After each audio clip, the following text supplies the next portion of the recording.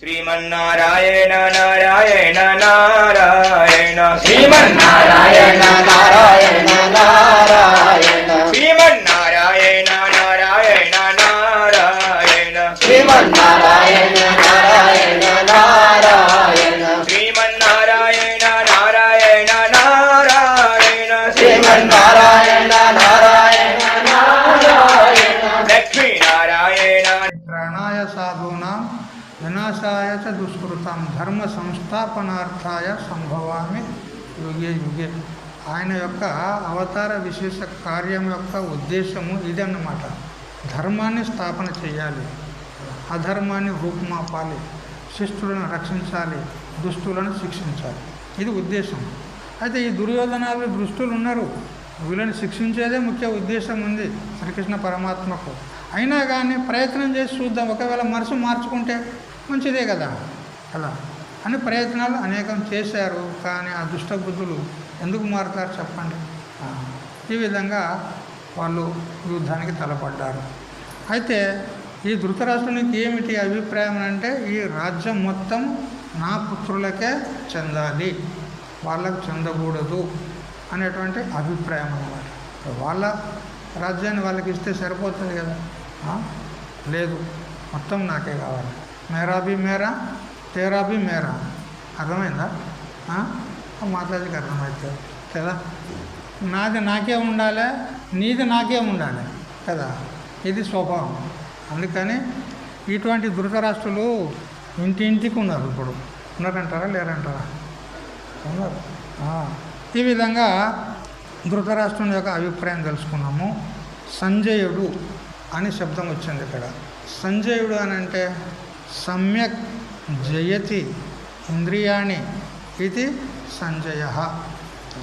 సకల ఇంద్రియాలను చక్కగా తన అదుపులో పెట్టుకొని జయించినటువంటి వాడు సంజయుడు. అంటే వివేకి అని అర్థం. వివేకి గలవాడే ఇంద్రియాలను తన అదుపులో పెట్టుకోగలుగుతాడు. వివేకం లేకపోతే విచ్చలవిడిగా వదిలిపెడతాడు ఇంద్రియాలను. ఇంద్రియాలంటే ఏంటి సరికేనా? కొత్తగా వింటున్నారు. ఇంద్రియాలంటే ఈ కన్ను ఉన్నది కదా, కన్ను, చెవి, ముక్కు, నోరు, ఈ చర్మము కదా, శ్రోత్ర, త్వక్, చక్షు, జిహ్వ, గ్రహణ. ఈ 5 జ్ఞానేంద్రియాలు అంటారు. ఎందుకనంటే మనం శబ్దాది విషయాల యొక్క జ్ఞానాన్ని పొందడానికి ఇవి సాధనాలు ఉన్నాయి. అలా ఒక రూపం చూడాలంటే నేత్రేంద్రియం చూసి ఇది ఎర్రగా ఉంది, కర్రెగా ఉంది, పొడుగు ఉంది, పొట్టి ఉంది, దొడ్డు ఉంది, సన్నం ఉంది అని దాని యొక్క రూపాన్ని మనం గ్రహించగలుగుతున్నాం. మేము మాట్లాడుతుంటే మీరు వింటున్నారా లేదా? మరి మా శబ్దజ్ఞానం మీకు అవుతుందా లేదా? అవుతుందా లేదా? ఆ శబ్దజ్ఞానం దేని ద్వారా అవుతుంది మీకు? చెవులు మూసుకుంటే అవుతుందా? చెవులు తెరిస్తేనా? చెవుల ద్వారానే. అంటే ఇది శ్రోత్రేంద్రియం అంటారు దీన్ని. అలా శబ్దజ్ఞానానికి సాధనం ఉన్నది. అట్లే త్వగేంద్రియం. త్వగ్ అంటే చర్మం. ఈ చర్మంతో కూడా మనకు జ్ఞానం అవుతుందా లేదా? వాతావరణం చల్లగా ఉందా, వేడిగా ఉందా, దేంతో తెలుసుకుంటున్నారు మీరు?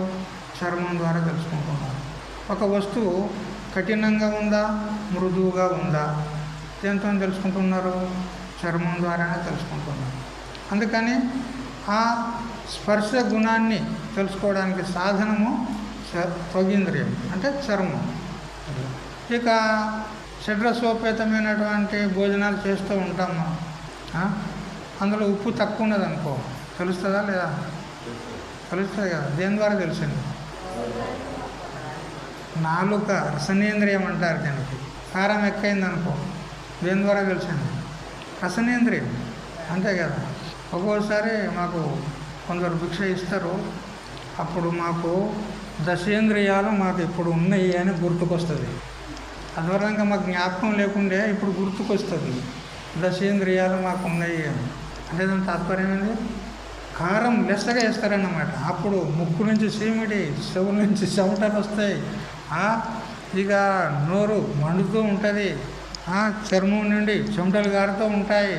అప్పుడు అన్ని ఇంద్రియాలు పనిచేస్తున్నాయా లేదా? కదా. అప్పుడు తెలుస్తుంది అన్నమాట మాకు దశేంద్రియాలు ఉన్నాయి మాకు అని. అప్పుడు అంటే ఇంద్రియాల ద్వారా ఆయా విషయాల జ్ఞానాన్ని మనం పొందుతున్నాం కాబట్టి అవి ఆ శబ్దాది విషయాల జ్ఞానానికి సాధనాలు ఉన్నాయి కాబట్టి ఇంద్రియాలు అన్నాం. అట్లా కొన్ని కర్మకు సాధనాలు ఉన్నాయి, కర్మ చేయడానికి సాధనాలు ఉన్నాయి కదా.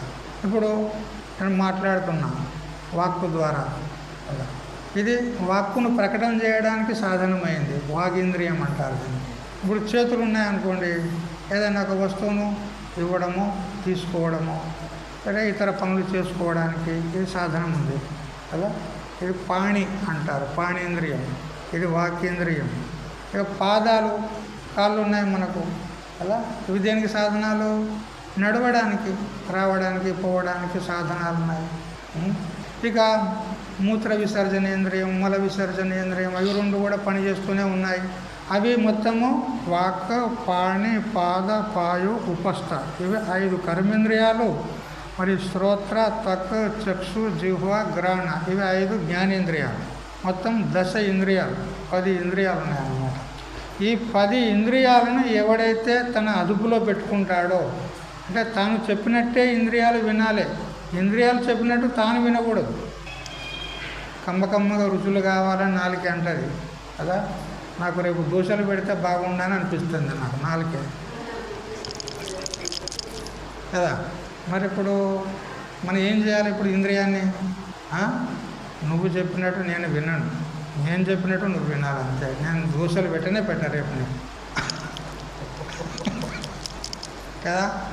లడ్లు తినాలనిపించింది తీయగా, నేను లడ్లు నీకు పెట్టనే పెట్టాలి. ఇట్లా ఆ ఇంద్రియాలను మనం అదుపులో ఉంచుకోవాలి. మంచి మంచి దృశ్యాలను చూడాలని కళ్ళు అంటాయి, లేదు ఎక్కడ పోయేది లేదు, ఇక్కడే ఉండాలి అంతే. ఇట్లా ఇంద్రియాలను మనం వశంలో ఉంచుకున్నట్లయితే అప్పుడు సంజయులమవుతాం మనం.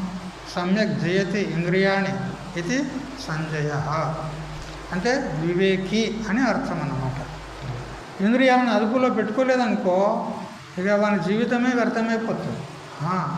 ఆ కథ చెప్పుకుంటే ఇక ఈ రోజు ఇటుకే సమాప్తం అయిపోతుంది కదా.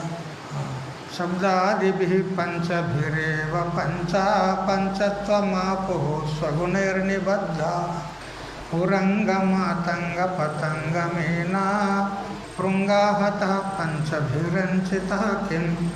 జగద్గురు శంకరాచార్యుల వారు వివేక చూడమలో దాదాపుగా 72వ శ్లోకము 71వ శ్లోకంలో చెప్తాడు. వివేక చూడమలో ఒక్కొక్క ఇంద్రియానికి లోబడి ఒక్కొక్క పశువు తన జీవితాన్నే కోల్పోయింది. ఇక 5 ఇంద్రియాలకు లోబడినటువంటి 10 ఇంద్రియాలకు లోబడినటువంటి మానవుని సంగతి ఏంది అన్నాడు కదా. గజాపి పలాయంతే మశకానం కిం వక్తవ్యం కదా. పెద్ద సుడిగాలి వచ్చి ఏనుగలే ఆ గాలిలో ఎగిరిపోతున్నాయంట. ఏనుగులు ఎంత వజన్ ఉంటాయి, ఎంత ఆకారం ఉంటుంది, అవే సుడిగాల్లో ఎగిరిపోతున్నాయంటే అప్పుడు ఒక దోమ వచ్చి అడిగిందంట, మహారాజ్ నా సంగతి ఏంది అని. ఇంకేమైనా చెప్పేది ఉంటుందా? ఏనుగలే కొట్టుకపోతుంటే దోమ సంగతి ఏంది? గాలికి గడ్డపారలే కొట్టుకపోతే గడ్డి పోసిన గతి ఏమన్నదంట. అట్లా మంచి మంచి వాళ్ళే ఇంద్రియాలకు లోబడి వాళ్ళు నాశనమైపోయారంటే, ఒక్కొక్క ఇంద్రియానికి లోబడినటువంటి పశు విశేషమే నాశనం అయిపోయిందంటే 5 ఇంద్రియాలకు లోబడినటువంటి ఈ మనిషి సంగతి ఏంది అని శంకరుల వారు ఆశ్చర్యాన్ని వెలుగుచ్చారు. 76వ శ్లోకం వివేక చూడమని 76వ శ్లోకం చూసుకోండి మీరు. వివేక చూడమని గ్రంథం ఉంటాయి. శబ్ద విషయానికి కురంగము, కురంగం అంటే లేడీ, హరిణము, జింకలు అంటారు కదా. అవి ఈ శ్రావ్యమైనటువంటి శబ్దానికి, గానానికి అవి ముగ్ధులయ్యి స్తబ్దయి అలాగే ఉండిపోతాయంట. వాటిని పట్టగలిసినటువంటి వాడు వేటగాడు మంచి శ్రావ్యమైనటువంటి సంగీతము వాని యొక్క సాధన చేత ఆ వాద్యం వాయించినట్లయితే అవి అలాగే స్తబ్దయి ఉన్న చోట అట్లే నిలబడిపోతాయంట. అప్పుడు వాడు మంచిగా నెమ్మదిగా వచ్చి దాన్ని పట్టుకుంటాడు. పట్టుకున్న తర్వాత దాని గతి ఏమైతే చెప్పండి? దాన్ని చంపడము, మాంసం తినడం, మొత్తం ఆ చర్మాన్ని అమ్ముకోవడము. ఆ జింక కొమ్ములు ఉంటాయి కదా, కొమ్ములు చాలా విలువైనవి, వేలకు విలువ చేస్తాయి, అవి అమ్ముకుంటాడు. చూడు దాని జీవితం నాశనం అయిపోయిందా లేదా. అట్లా స్పర్శ విషయానికి ఏనుగును పట్టేవాడు వాడు ఏం చేస్తాడంటే ఒక కొయ్య ఏనుగును తయారు చేసి అడవిలో పెడతాడు. అడవిలో నిలబెట్టి ఆ కొయ్య ఏనుగు ఎదురుగా ఒక గోతి తవ్వుతాడు పెద్దగా. గోతి తవ్వి దాని నుంచి సన్నని కట్టెలు పేర్చి దాని నుంచి ఆకులు అలములు వేసి మళ్ళీ దాని నుంచి మట్టి చల్లుతాడు. అంటే మళ్ళీ భూమిలాగానే కనపడుతుంది, మనం అక్కడ గోతి ఉన్నట్టు తెలియదు. అయితే అడవిలో ఉన్నటువంటి ఏనుగు ఈ ఏనుగుతో సంబంధం చేయడానికి అది ఇచ్చగించి అది పరుగున వచ్చి గోతిలో పడుతుంది. అయిపోయి బయటికి రావడానికి వీలు లేదు. ఇక అందులోనే ఒక వారం రోజుల దగ్గర ఉంచి దానికి మేత నీళ్లు అన్నీ పెట్టిన తర్వాత అది అనుకుంటుంది వీడు నాకు భగవంతుడు నన్ను కాపాడుతున్నాడని అది అనుకుంటుంది. పాపం వాళ్ళ దానికే మరక కదా, నీళ్ళు ఇస్తున్నాడు, నాకు మేత ఇస్తున్నాడు, వీడే నాకు భగవంతుడు అనుకుంటుంది. కానీ వాడు దాన్ని తీసుకెళ్ళి సర్కస్లో ఆడించి దాన్ని జీవితం అన్నా గడుపుకుంటాడు వాడు. లేదా దాన్ని చంపి ఆ కొమ్ములను అమ్ముకుంటాడు. కూరలు ఇవి ఉంటాయి కదా, అవి అమ్ముకుంటాడు. అట్లా చాలా విలువైనవి ఉంటాయి. ఈ విధంగా దాని జీవితాన్ని కోల్పోయిందా లేదా.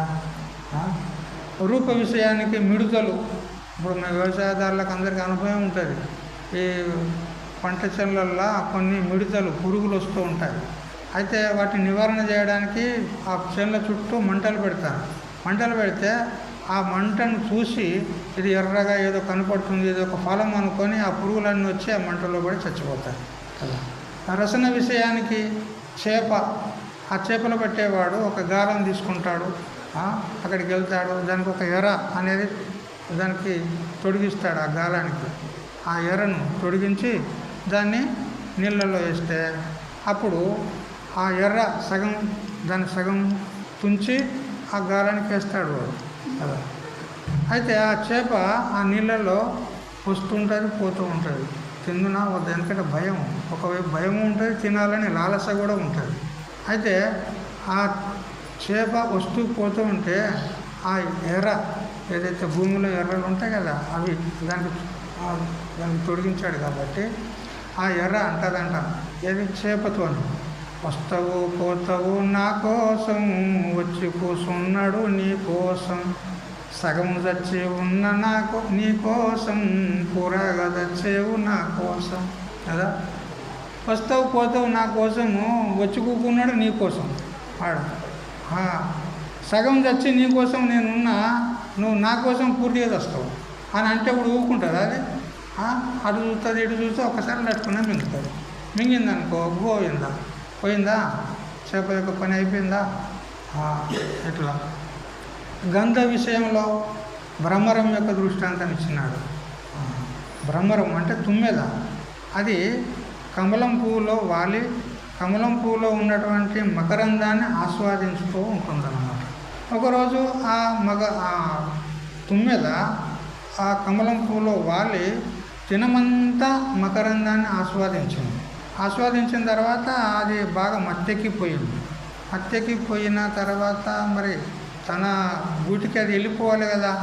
సాయంత్రం సమయం అయింది కానీ పోవడంలే.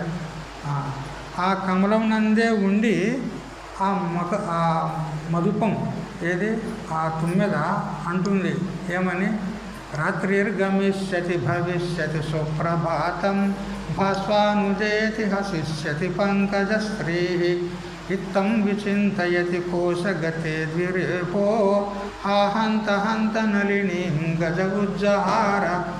ఒక కవి చక్కగా వర్ణన చేస్తాడు.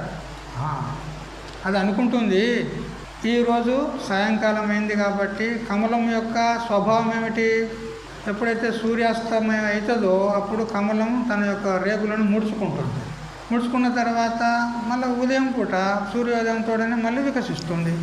మరి ఇక ఈ రాత్రికి ఇక్కడే ఉండి రేపు కూడా కడుపార తృప్తిగా మకరందాన్ని ఆస్వాదించి రేపు సాయంత్రం వరకు పోదాంలే అని అనుకుందంటారు. చూడు ఆ తుమ్మెద ఇట్లా అనుకునేసరికి అంత లోపలనే అంత సూర్యాస్తమయమైంది, కమలం ముడుచుకుంది, అందులోనే ఉండిపోయింది. మరి ఇప్పటికైనా వివేకాన్ని జాగృతి చేసుకొని ఇప్పుడు ఆ తుమ్మెద దాని నోట్లో ఎటువంటి ఆయుధాల వంటి అవి ఉంటాయన్నమాట. అవి గట్టి కట్టెకు కూడా రంధ్రం వేయగలిగేటువంటి సామర్థ్యం దానికి ఉంది. గట్టి కాష్టం ఉంటుంది కదా, కట్టెలు ఉంటాయి కదా, వాటి కూడా రంధ్రం వేయగల సామర్థ్యం ఆ తుమ్మెదకు ఉంది. అటువంటి సామర్థ్యం కలిగిన తుమ్మెద చాలా మృదువైనటువంటి కమలం రేకులకు రంధ్రం చేసి బయటకు వెళ్ళలేదా? అది వెళ్ళగలదు కదా, వెళ్ళగలదు. కానీ అది ఆ మకరందం యొక్క లోభం చేత అక్కడే ఉండిపోయింది. ఇంతలో సాయంత్రానికి ఏనుగులు వచ్చేసాయి. ఆ అడవిలో ఉన్నటువంటి ఏనుగులన్నీ వచ్చేసాయి, ఆ కొలంలో దిగాయి. ఇక అవి స్నానం ఆడడము, ఇక ఆ తొండాలతో నీళ్ళు తీసుకొని మీద పోసుకోవడము, అటు ఇటు చేయడం చేత మొత్తం అంతా అల్లకల్లోలమైంది ఆ సరస్సు అంతా. అవి అటు ఇటు చెల్లా చెదర చేసేసరికి ఆ కమలం పువ్వు కాస్త ఆ ఏనుగుల యొక్క కాలు కింద పడి నలిగిపోయింది. ఇప్పుడు తుమ్మెద ఏమైనట్టు చనిపోయింది. చూసావా, గంధ విషయానికి తుమ్మెద తన ప్రాణాన్ని కోల్పోయింది.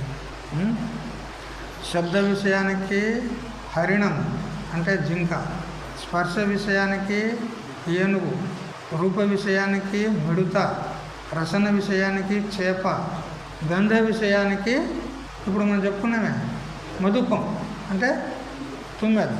ఈ విధంగా 5 ప్రాణులు ఒక్కొక్క విషయానికి లోబడే ప్రాణాలను కోల్పోయినాయి.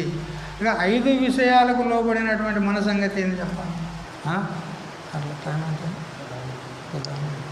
ఇంకొక రహస్యం చెప్తాను ఇదే విషయం పైన.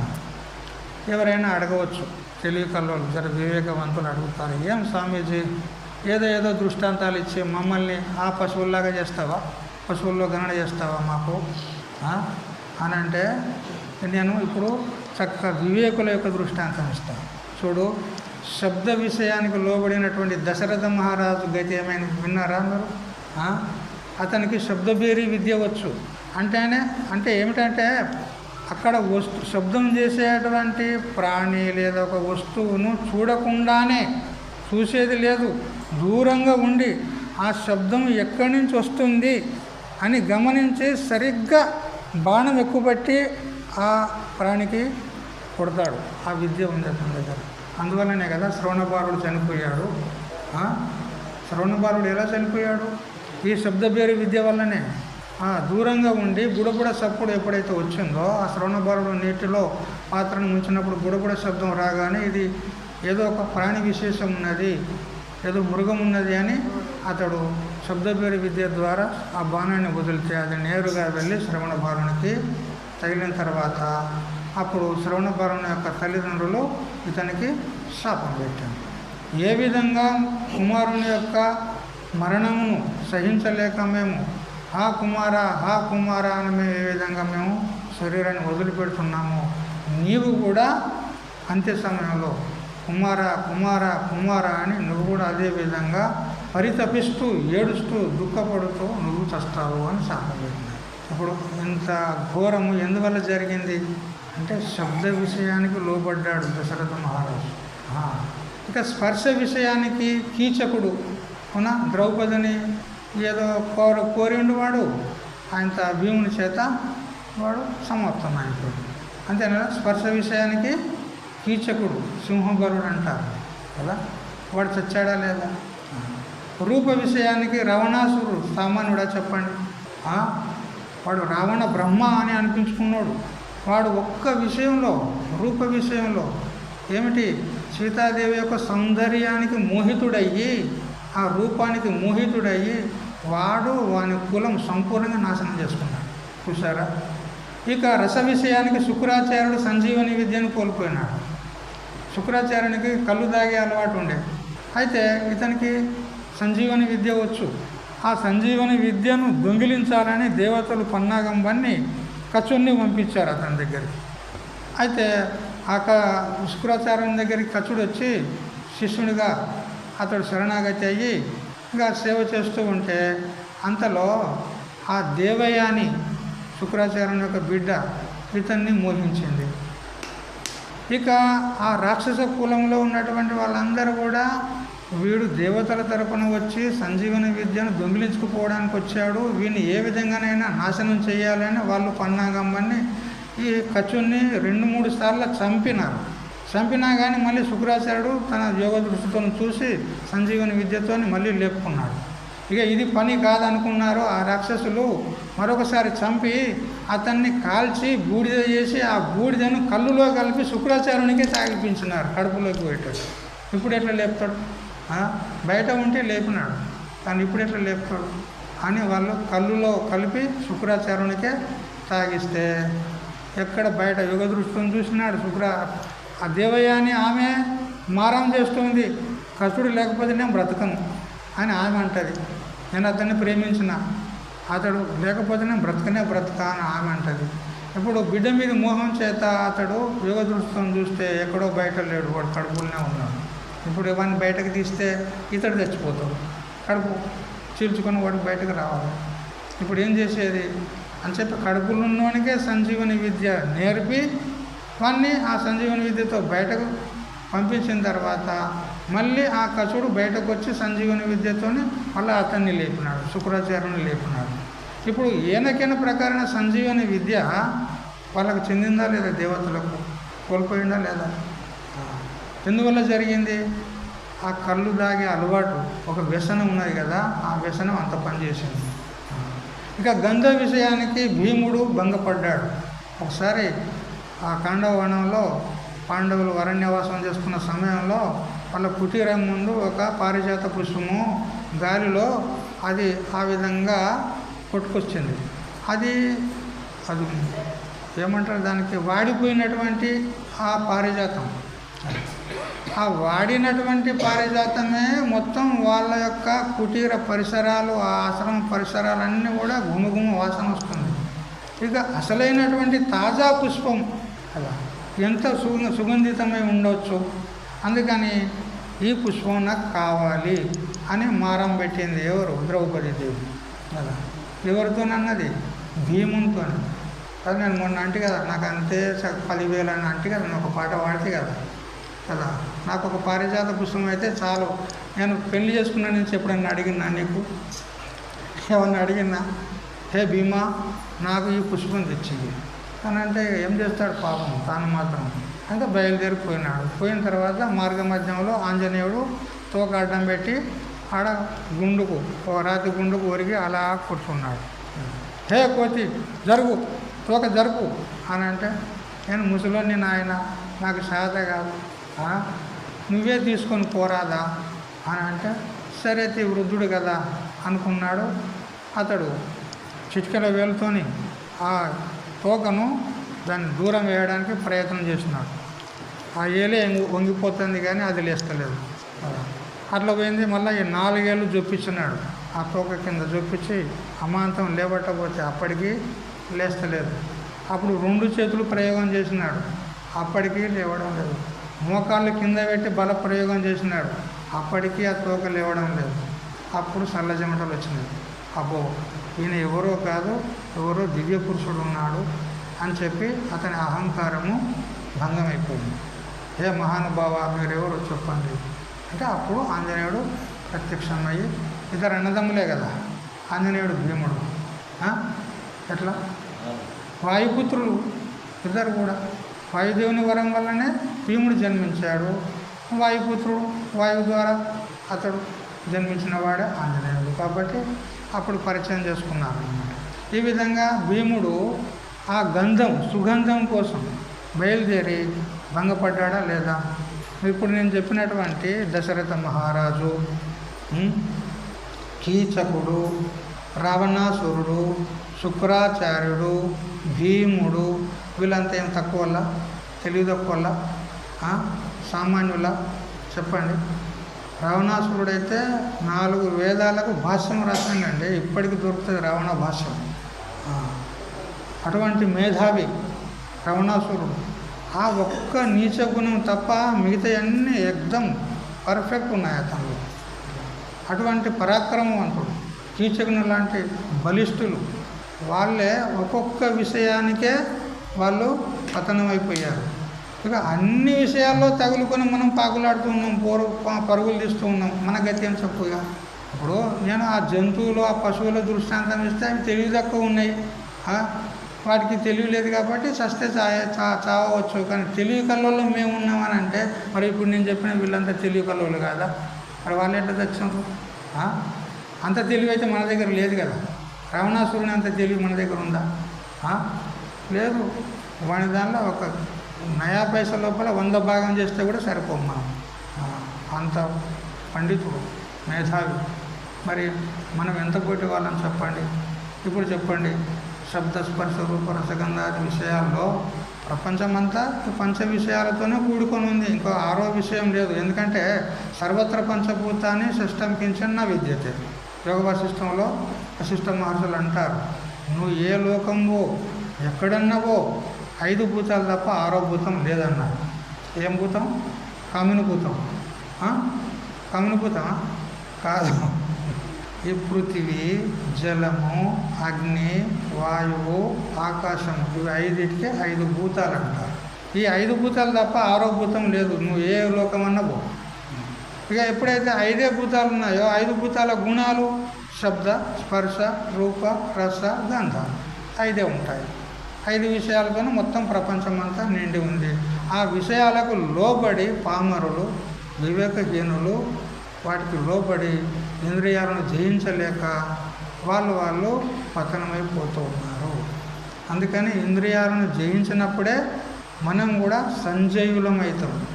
అదే ఎంత సంజయుని విషయంలో వచ్చింది అదంతా. ఇంద్రియాలను జయించినటువంటి వాడు సంజయుడు. ఇంకా ధర్మక్షేత్రం అంటే ఏంది, కురుక్షేత్రం అంటే ఏంది, ఇక అవన్నీ ఇంకా తర్వాత తెలుసుకుందాం. ఇప్పుడు అబ్బాయి వారు కులార్ణవ తంత్రం నుంచి మనకు చక్కగా బోధ చేస్తాడు. హరి ఓం తత్సత్.